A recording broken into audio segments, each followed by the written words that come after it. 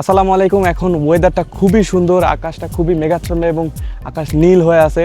তবে এই মেঘাচ্ছন্ন আকাশ থাকলেও খুবই পরিমাণে গরম। আর এই গরমে আমরা সেদিন গিয়েছিলাম জয়পুরহাটে। তো জয়পুরহাটের একটা সামারি আপনাদেরকে বলি।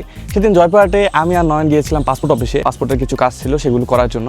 সেখানে গিয়ে পাসপোর্টের কাজ সম্পন্ন করার পরে আমাদের প্রায় 2টা-3টা বেজে গিয়েছিল। তখন আমরা তহিদকে কল দিলাম যে তহিদ, তুমি জয়পুরহাটে আসো, আমরা পাসপোর্টের কাজ শেষ করে একটু আমরা ঘোরাঘুরি করবো। তো আমরা পাসপোর্টের কাজ ওখানে শেষ করার পরে আমরা চলে যাই জয়পুরহাট মসজিদ মার্কেটের ওখানে। সেখানে ওয়েদারটা খুব সুন্দর ছিল, আকাশটা খুবই ভালো ছিল এবং গরম ছিল অনেক।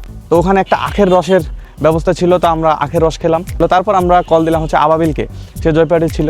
তো কল দেওয়া মাত্র সে একটা গাড়ি নিয়ে চলে আসলো। তার গাড়িতে চড়ে আমরা আঁকা বাঁকা মেঠো পথ দিয়ে গলি দিয়ে সে আমাদেরকে তার বাসায় নিয়ে গেল। ওয়েদারটা খুবই সুন্দর ছিল, উপভোগ করতে করতে আমরা তার বাসায় গেলাম।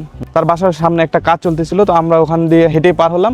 আর সে ঘুরে গাড়িটা নিয়ে আসলো। ওর বাসায় যাওয়ার পরে আমাদের 2টা ওয়েলকাম ড্রিঙ্কস দিল, আমাদের খেতে দিল। তখন ছিলাম আমরা নয়ন আর আমি। তারপর আমি সাকিবকে কল দিলাম, তহিদকে কল দিলাম যে তোরা আমরা একসাথে ঘোরাঘুরি করব। তারপর হয়তো মেসি সিগনেচার করা একটা আর্জেন্টিনা জার্সি পরে চলে আসলো জিসান ভাই। তো তার জার্সিটা আমি খুবই খুঁটিনাটি বের করে দেখতেছিলাম, যেহেতু মেসি সিগনেচার করছে মানে ওটা খুবই রেয়ার এবং খুবই দামি একটা জার্সি। তো তাদের সবাইকে নিয়ে আমরা চলে গেলাম হচ্ছে সুগার মিলে। তো সুগার মিলে যাওয়ার জন্য আমরা একটা রিক্সা নিলাম, সে এক রিক্সায় আমরা 4 জনে উঠলাম। যেহেতু খুবই রোদ ছিল, এই কারণে আমরা রোদ থেকে বাঁচার জন্য সুগার মিলে গেলাম। সেখানে গাছ আছে, একটু ছায়া পরিবেশ আছে।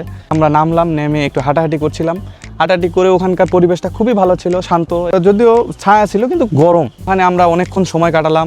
তারপর ওখানে আমাদের একজন ফটোগ্রাফার ছিল, ওয়াইল্ড লাইফ ফটোগ্রাফার, খুবই সুন্দর ফটোগ্রাফি করে। সে আমাদের মেসি সিগনেচার করা যে টি শার্টটা পরে আসছে জিসান ভাইয়ের ফোন নিয়ে ছবিটা উঠাচ্ছিল। ফোনটির মডেল ছিল হয়তো S28 আলট্রা, যেটা এখনো লঞ্চই হয়নি, তার হাতে চলে এসেছে। সেখানে আমাদের জিসান ভাই ইনস্ট্রাকশন দিচ্ছিল।